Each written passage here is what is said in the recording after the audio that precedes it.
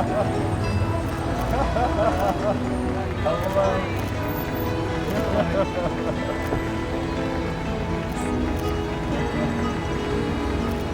like Maggie Nicholson.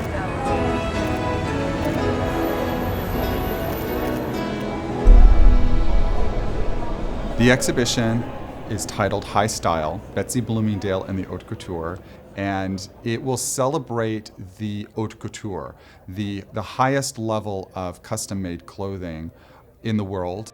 All of these pieces for the haute couture came from Paris, where they were custom-made specifically for Mrs. Alfred Bloomingdale. We're interspersing amongst the couture pieces some very high-end American ready-to-wear designers as well. These were the American couture. These were people that dressed and made garments at the very high level. But haute couture itself, we want to explain what is dressing in the couture. I had no idea that I was collecting anything that was so important. I never thought it would be important, but my husband had suggested this. He said, look, you have all these beautiful clothes that you bought in Paris, and nobody seems to maybe understand couture, and I think you should give your things to the Fashion Institute of Design and Merchandising. So indeed, I did. She had been giving pieces to the collection over a 30-year time period, and it was this latest donation from 2006 that gave me the idea to host an exhibition talking about the haute couture, explaining what it is to our students and researchers, and using Mrs. Bloomingdale as a case study, because it's very unusual that a woman from Los Angeles would have such a very large collection of couture clothing that she wore over a 35-year time period. The way the couture has changed, and that it's really now driven for media versus for individual client wearing, it's a different world now. And the people who had lived in this world, it was an everyday aspect of their life, that is fading away, and the people many of them are no longer with us. So to be able to talk one-on-one with somebody is fantastic, and historically speaking, very, very important.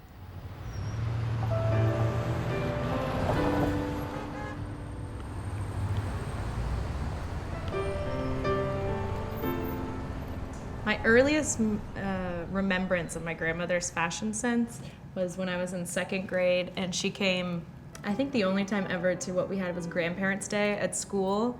And I remember a moment where I suddenly looked around and realized that my grandmother did not look like the other grandmothers at all. And I was so proud, of the way she looked and her style, and you could tell that she was really set apart. And I think it's great to hear the stories from her about the dresses and what they mean and where she wore them. Right. I think it's wonderful. Yeah, That's me too. what we're And saying, everyone can works see of them. art. Yeah, we can go see them. Yeah, and We're they're saying we works of haven't art. seen some of them, and so to go Right. see them and be able to have her be celebrated and remembered, in part through these dresses is so exciting. I mean, and as much as we'd love to have some of them, where am I going to put those dresses?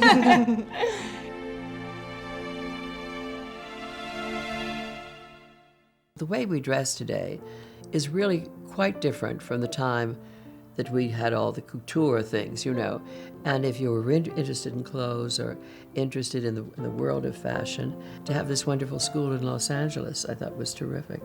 To see in the couture, which you don't see anymore, the way everything is hand done.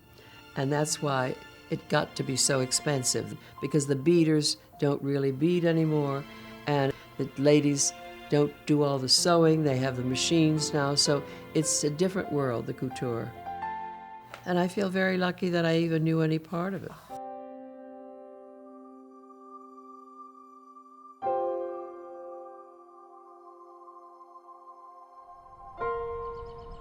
Well, I was born at the Good Samaritan Hospital in Los Angeles, and in those days, no one ever seemed to be born in Los Angeles. They all migrated here.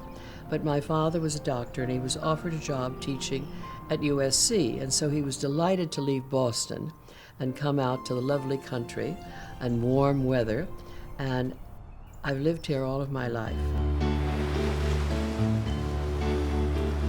My mother always said that whenever they entertained, I always wanted to pass around the appetizers so I could put on my party dress and be a help. I was an only child, and so they were quite devoted to the only child, and she got her way, in a way.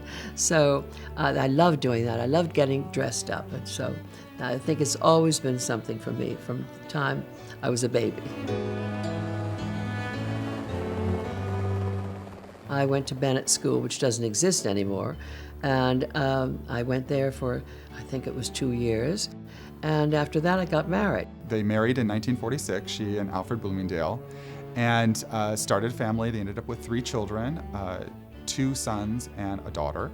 And Mrs. Bloomingdale was involved in many charities and events and various projects. But it wasn't until the early 1960s before she actually started wearing haute couture clothing. Ginette Spanier, I love the name. She was the directrice of Balmain, and she met my husband and she said, your wife must be dressed by Balmain. You can't have her just wearing it. She has to have beautiful clothes in Paris and so on and so forth. And I picked out 1 or 2 dresses and I loved them. And so from then on, I was interested in Paris couture.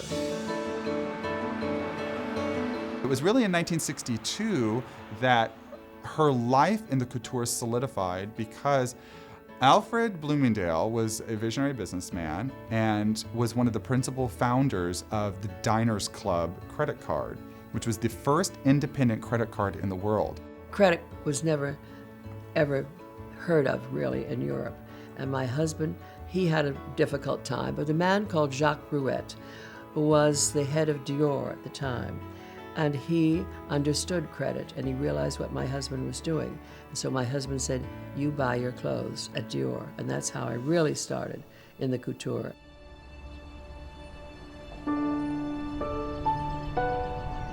Christian Dior looks today on the Avenue Montaigne exactly as it looked when I started there, which was some years ago. But the interior is completely different. And the whole way everything was done was so different in those days. We would have a lot of fun with friends. We'd have lunch, and then we'd go to the couture shows at 3 o'clock. Did you go? Have you seen Balmain? Have you been to Chanel? And this and that and the other thing, where all the girls would talk, and it was a whole different era. I would go whenever my husband had business. Then I had friends from New York who went all the time, and it used to be fun. Now maybe it's fun again, I don't know, because I haven't done that for, I think, about 10 years. When you would go into the enters, you were seated.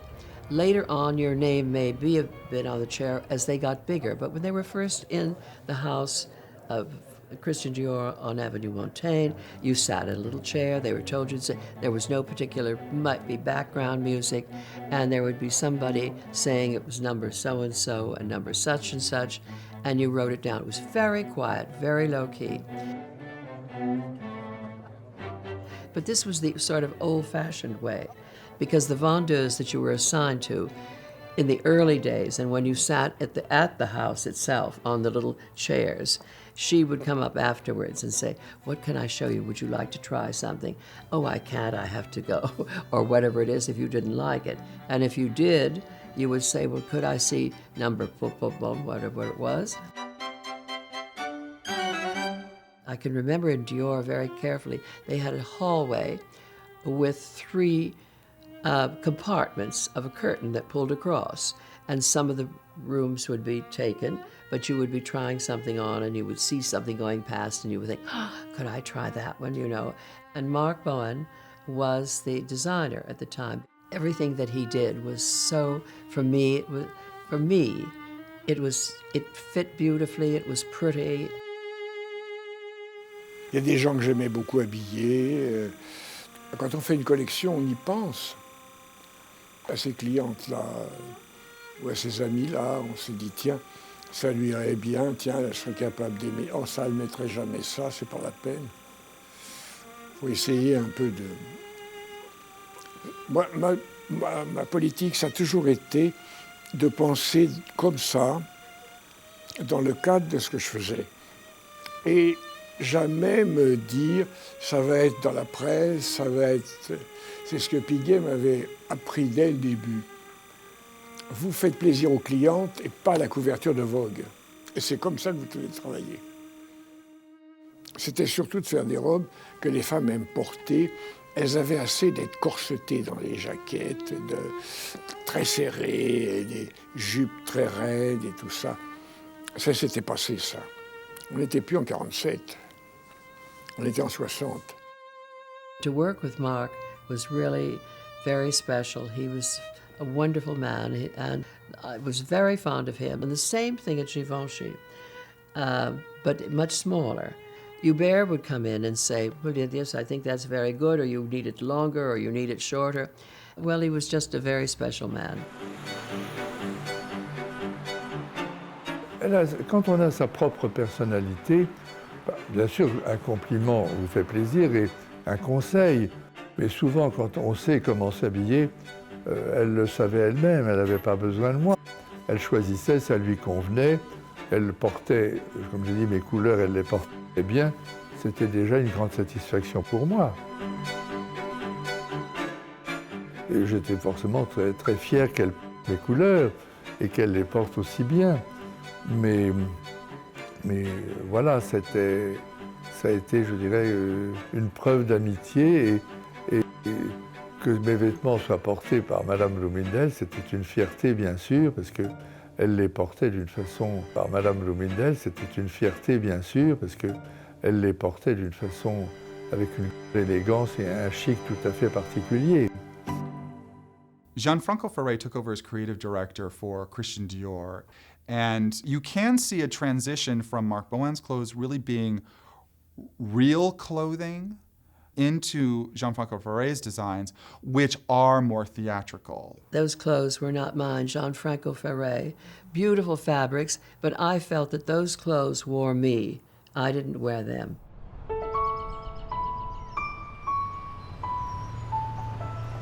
Saint Laurent, I never really knew.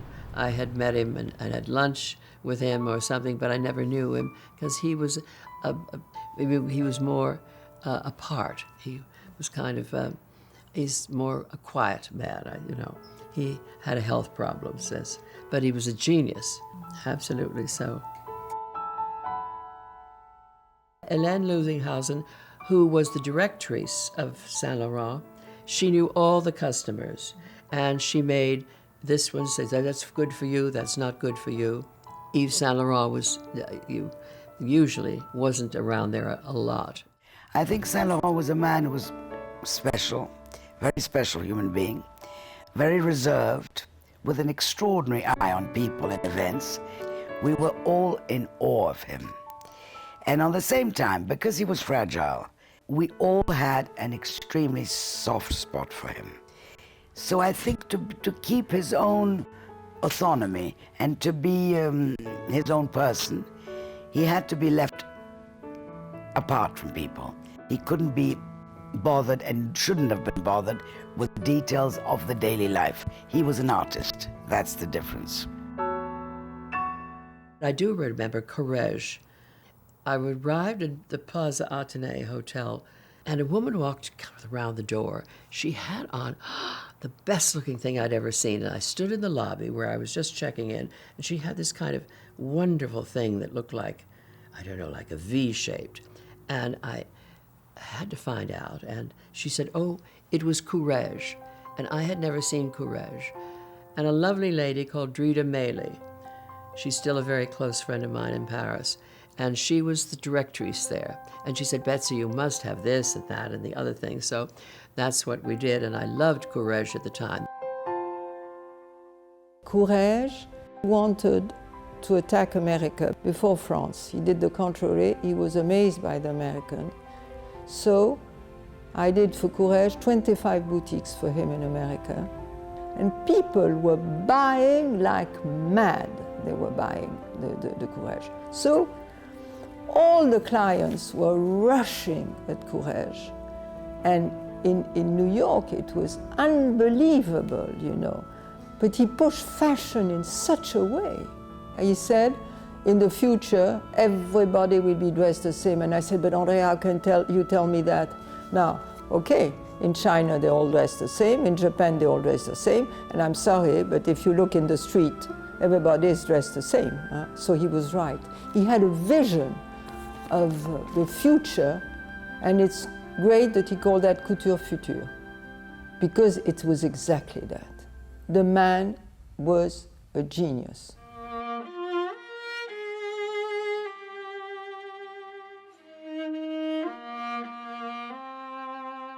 Adolfo, well, he's just such a sweet, darling man, and still is. And he was always so helpful, and he did my daughter's wedding. And because Adolfo originally, I think, was known for hats. I did want to do something in fashion, so I started to make hats, ladies' hats. But I didn't really like to do that. I did like to make women's clothes. So little by little, I was able to get into, to start to make clothes, which I learned to do them in Paris. I met Mrs. Bloomingdale in the late 60s, and we became friends right away. And Mrs. Bloomingdale, I remember like today, she bought a white organdy skirt and a top, and she took it to Beverly Hills and she wore it. And a couple of weeks after that, and this is true, a lady called me and she said, oh, you know, I saw Mrs. Bloomingdale with that, can I order one? And another lady called me, and another lady called me. And then I became very well known in Beverly Hills, thanks to Mrs. Bloomingdale. He had the most love, it was on 57th Street, I remember so well, and I never could wait to quite get up there. He was just, because everything he had was like, you know, candy, you know, and I was that. And of course he was just a very special man. I was very sorry when he retired. They've all retired on me. That's the thing. Galanos always had the most beautiful clothes, and he, to me, was like French clothes. You can turn his clothes inside out, and they're beautifully on the inside, beautiful on the outside. Amelia Gray, I think, was the first person to have Jimmy, and that's where I met him.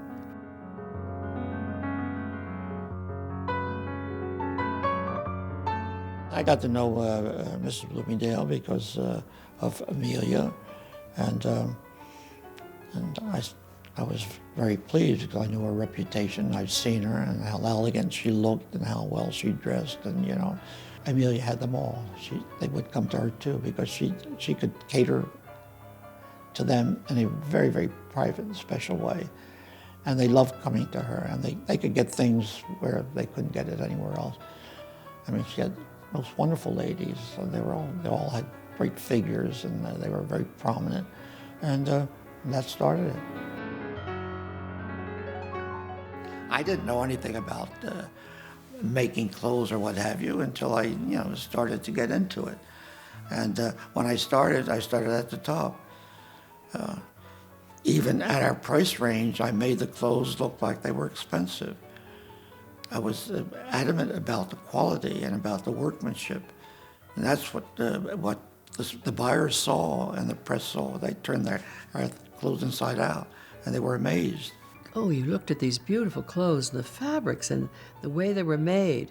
Jimmy was the one who could get the beautiful fabrics. He used to go abroad, buy the fabrics, and he really was, I think, the great, great designer.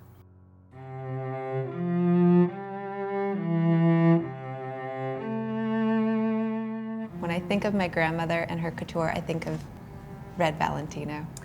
Well, I was going to say the same, but I think we probably all have a different dress in our heads. Different reds. But probably a red Valentino, but a different one. Which is typical of her. She loves the Valentino reds.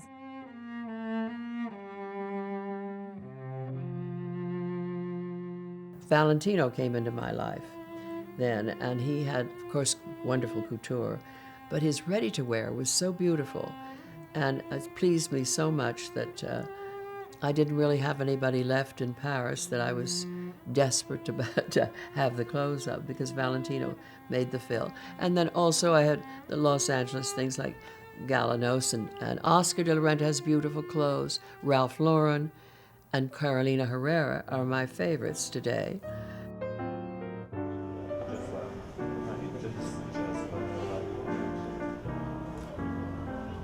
It's a long time it was my pleasure, desire to work with Mr. Oscar de la Renta. And this man, I love him so much. He's very chic, he's very talented. And for me, I think there is not more after Oscar de la Renta. What I have always done is extremely very feminine clothes. So perhaps today my business, I know, is far stronger than it has ever been. We like to associate a sense of luxury with money, but it's not money, because you can be fabulously well dressed on a little gray skirt and a little gray sweater. You know, it's the discipline of how you put it together and how you do it. And this is the kind of woman that Bessie is. You know, she has always been that way.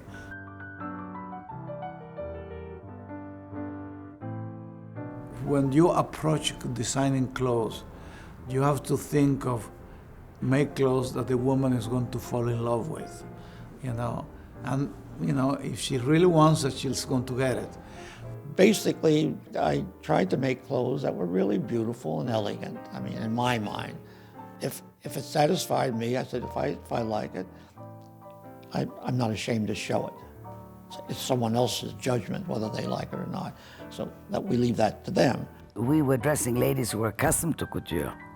So obviously they wanted the best and they wanted it to be perfect.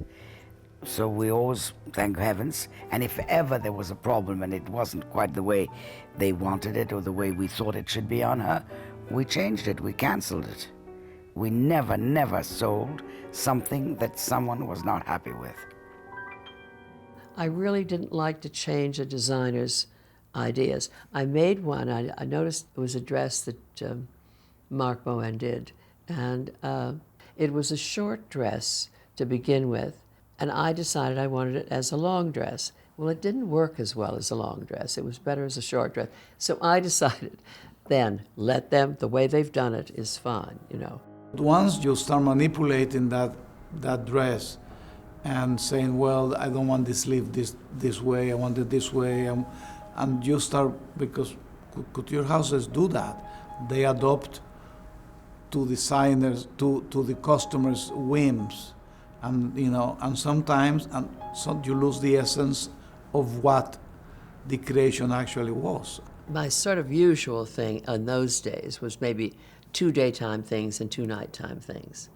And maybe you didn't find what you wanted, or, you know, or maybe you found more than you wanted to find. It's not like going to a department store where you've got the price tag right there. You would talk to your vendeuse about the price, and it might be whispered in your ear. But the price might be different coming from your vendeuse versus the woman across the room who's interested in the same dress because of the value that you have to the couture house. Whatever price they gave you, particularly if they wanted you to wear their clothes, the price was always right. It wasn't the kind of thing that you bargained with. In my case, I would never do that, but it could happen. I never chose the ones that were all beaded, because the beading was very expensive.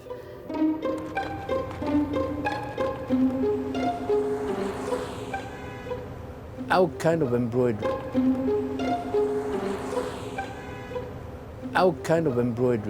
is trying to get out the classical embroidery material used. And there is no limit. We have used mussels and seashell. It could be a chocolate paper froissé. It can be anything.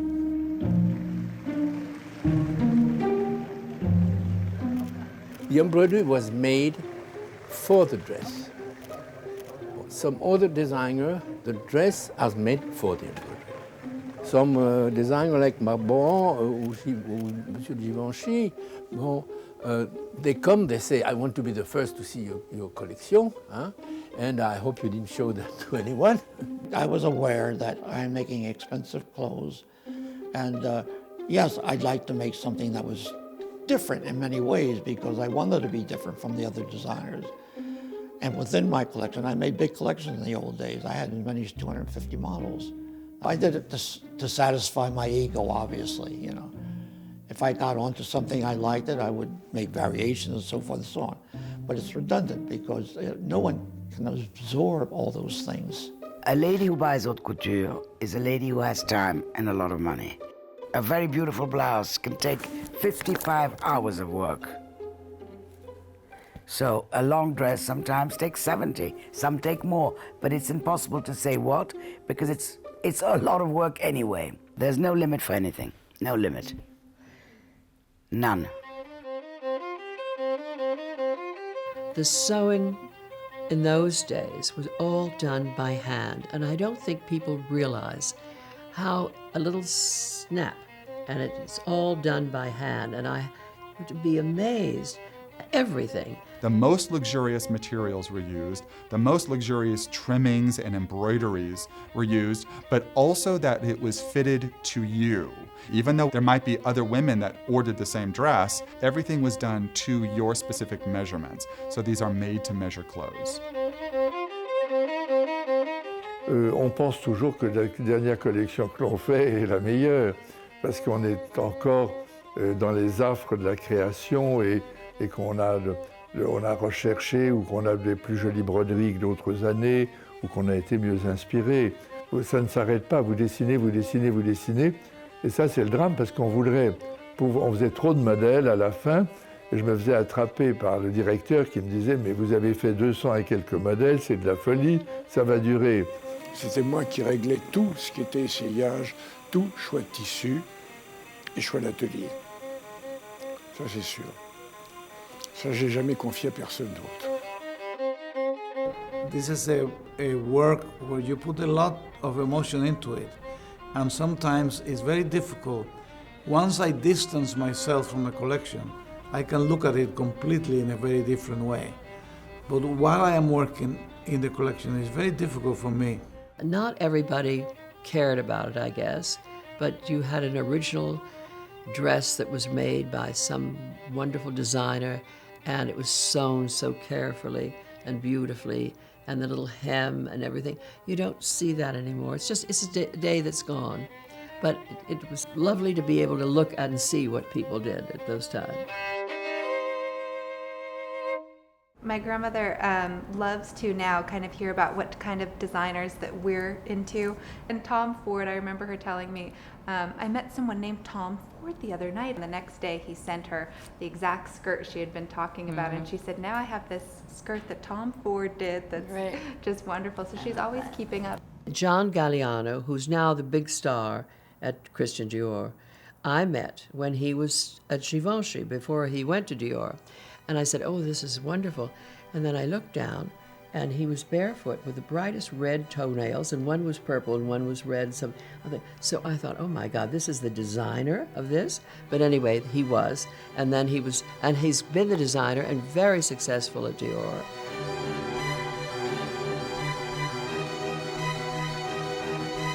The things that he puts on the runway are really runway things, because today, those fashion shows like Chanel are really stage shows, and they're really wonderful and fabulous. They're not about what you're going to wear, really. And so he had all these incredible things that came out on the runways, but that's not what you go in to buy or to get. This is a very exciting time to be creating clothes, because never in the history of time there had been a woman as in control of her destiny as a woman today. Everyone has to wear what looks well on them, and you find somebody that you like, and it's just, you have to figure out what looks best on you.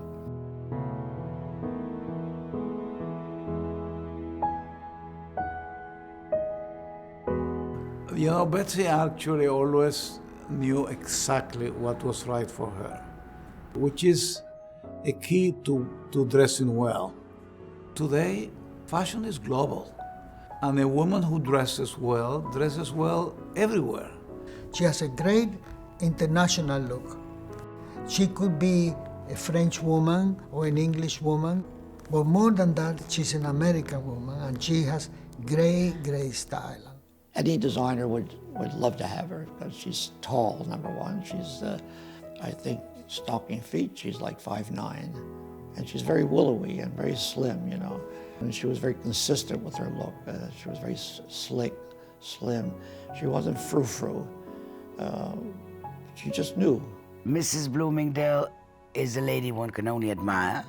She is impeccable. Her hair is lovely. Her clothes are well ironed.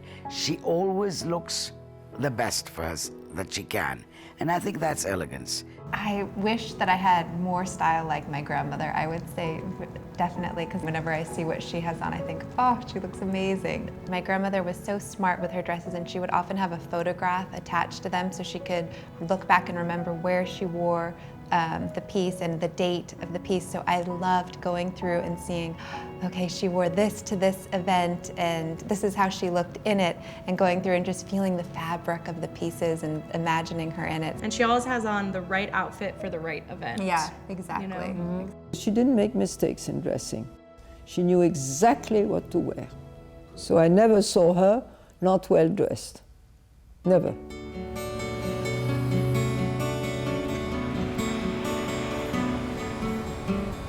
One of the stories that Mrs. Bloomingdale has mentioned to me is so funny. She was at Blenheim Palace, which is an incredibly beautiful estate in England. We went out in the country, and it was one of these fabulous old houses. And then the time was come for everybody to leave. And I thought, oh, I'm not going to make that 2-hour ride back to London on the bus. Where's the ladies' room? And the ladies' room, they told me, was like up in the attic. And I went up there, and I had to get out of this dress. And Mark Bowen had put it together for me. And when I came down, they said, where were you? Where were you? There's one seat left for you. Come on, come on. And I was holding the bus up, but I had to get out of the whole dress and put it back on. Haute couture clothing can be challenging to wear. They're not easy to hook and snap and loop and button and close on your own if you don't have somebody helping you. I never forget that. It's terrible.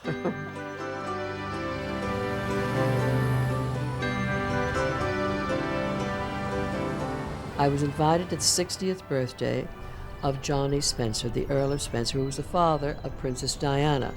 And it was his 60th birthday, and I went and I got this wonderful off-white dress from Dior, and a coat, oh yes, a coat, because it was March and it would be cold, long coat, beautiful coat. And in the reception, they took the coat off and hung it up, and I never saw the coat again until I left and put the coat on, went back to London. And so I realized, I spent all that money on that coat, and I would never wear it in California, maybe in New York. That white coat only went to that dress, and it was a long coat to the ground, so I always regretted that.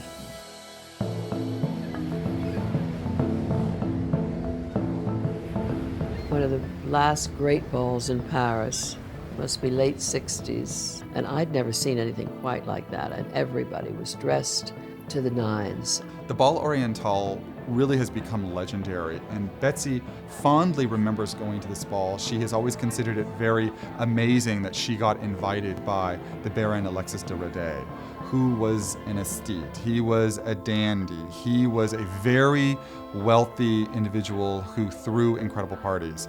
Everything was perfection, and I needed something to wear.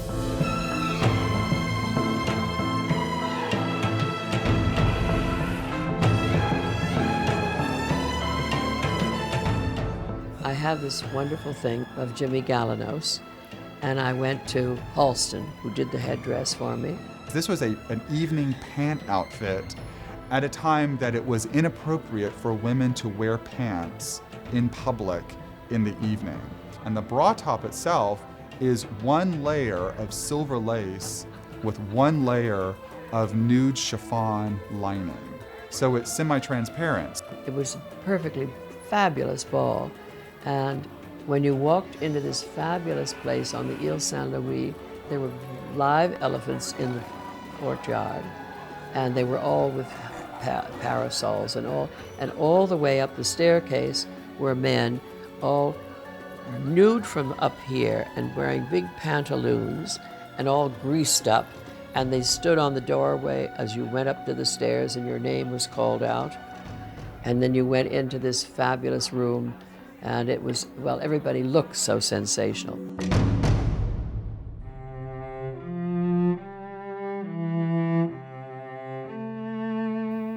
The best dressed list, I guess, they have a meeting, and they all met at Eleanor Lambert's apartment in New York, the people who were assigned to best dress. That's the way they tell me it was done.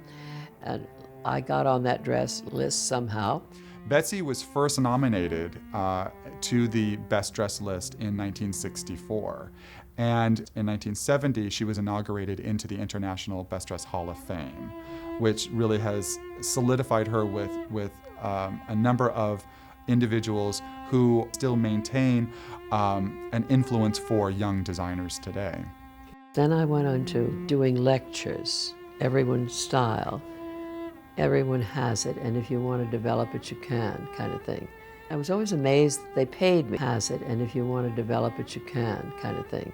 I was always amazed that they paid me for talking, and I went to the most amazing places. Betsy has always been a very active, creative type personality, and she got into, strangely enough, you might think, designing house coats. If you have to go to the market, I mean, today everybody puts their blue jeans on, but in those days, you put on a little house coat and, you know, zip it up and go to the market or whatever you had to do. And so I did them in short and long. My living room that you've seen in here has all the bamboo. I did a design for that, and I enjoyed it. I had fun doing it. But then blue jeans came in, and that became the style.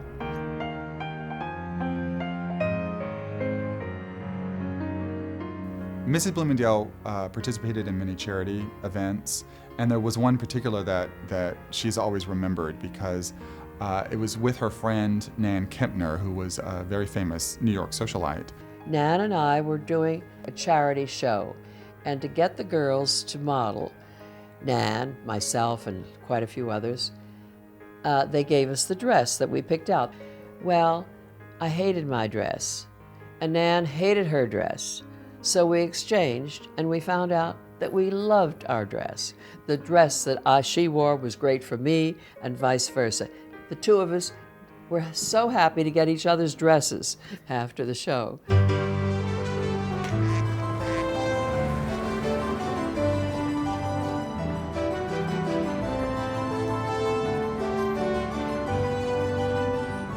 When Ronald Reagan was inaugurated president in 1981, Mrs. Bloomingdale and Alfred Bloomingdale went to the inauguration ceremonies and to the balls afterward. I wore the blue satin of Mark Bowen with the jacket that was quilted. It was cold, of course, at that time, velvet and quilted of matching blue. And I could wear the jacket with a short dress or skirt or something. But it was really made to go over the long blue strapless dress. Strapless I don't wear anymore, but there. But it was pretty. Mrs. Bloomingdale has been very good friends with Nancy Reagan for decades now. What's really funny is that there were a number of instances where Mrs. Reagan and Mrs. Bloomingdale actually dressed similarly. The royal wedding in 1981, where Mrs. Bloomingdale commissioned a peach-colored Mark Bowen for Dior Couture ensemble with a beautiful green suede belt and a very large straw hat.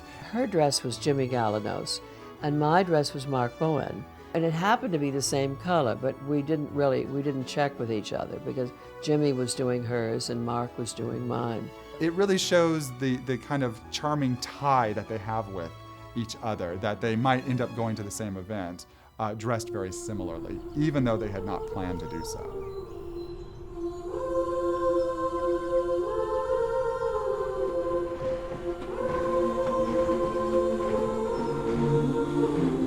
We did a special evening dress for the ball at Buckingham Palace the night before the wedding, and it was a beautiful, really marvelous dress. And Mrs. Bloomingdale wore a tiara, you know, a diadem, and some particular lady would rather disagreeable, say, why did she wear that? It was ridiculous. The tiara belonged to Mrs. Bloomingdale's mother, who was an English woman. So I don't see why did she have to criticize it. So I was very put up, and she was totally wrong about that. She told me, she said that Princess Diana came and told her, she said, you have the best dress in the room.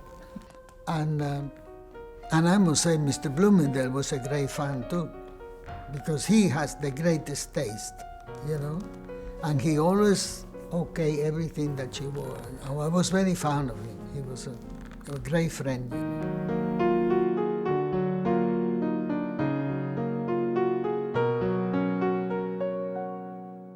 Unfortunately, though, her husband, Alfred Bloomingdale, was not very well at that time. He had been diagnosed with cancer, and it was only a very few months later that he passed away. I remember that Alfred and I gave a lunch, forgotten where it was now, and Princess Grace came. And I have the note that she sent me as a thank you for that lovely time, and I came across it the other day too. But because I keep a box of letters that the children, I don't know what the children would want, but whatever. But the most amazing one was that I was sitting at my desk upstairs. I was one side, Lisa was the other side, and the mail came in. And it was a note from Princess Grace, who had just died that weekend in that car accident. And she was sending me a sympathy note for Alfred's death. So.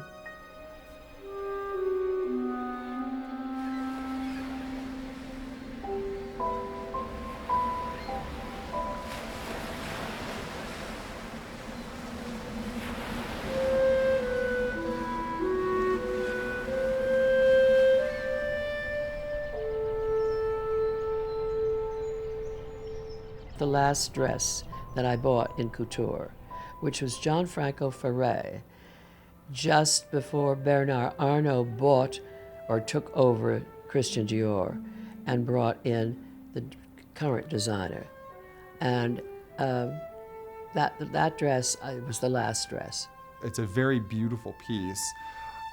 And she remembers it kind of in a bittersweet way, because her lifestyle had been changing, and she no longer was needed to attend various functions in haute couture clothes, so she stopped buying at the haute couture.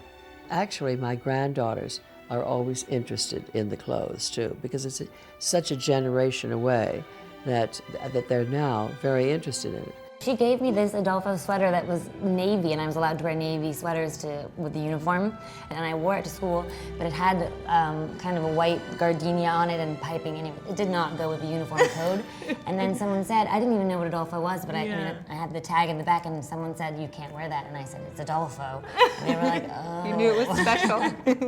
I'm so lucky to have a grandmother whose clothes that I covet to wear, which I don't think anybody else does, which I think still holds true. I don't think there are many people who see their grandmother in something and think, oh, I wish that I had that to wear. Mm-hmm. The couture today is very different and is not really a lifestyle for most people. She fondly remembers the haute couture, but it was something that no longer was needed in her life. And so she simply said goodbye to it when it was time.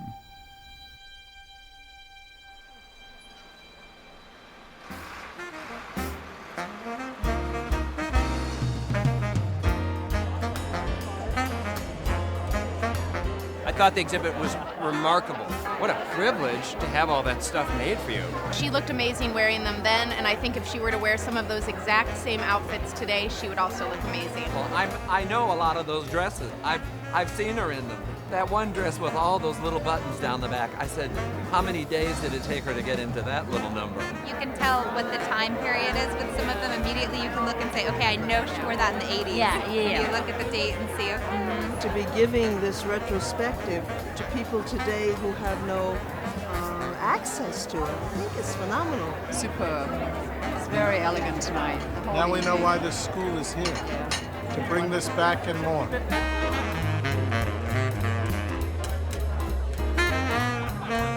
She just kept smiling, actually. Well, she read every single text panel. She wanted to see all of the videos, and she was in awe because it is Yes. so beautiful.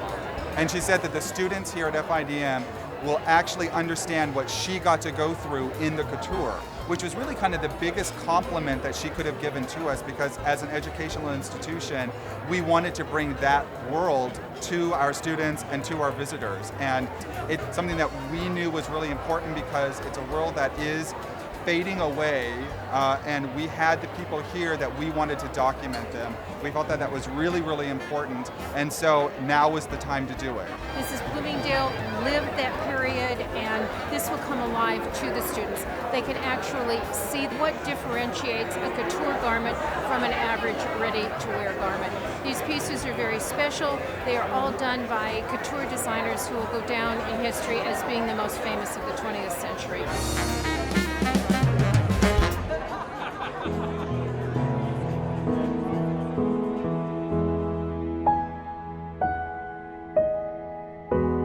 All of it, all of it. All of it was a special world and a special time. But it used to be fun, and I used to have a good time doing it, and friends and all that sort of. It's all part of the aura that it was. But was not that for me anymore. It's a different clientele and different world and different everything. And I think those days, if you could have these beautiful clothes made, it was a wonderful thing. And I was very lucky.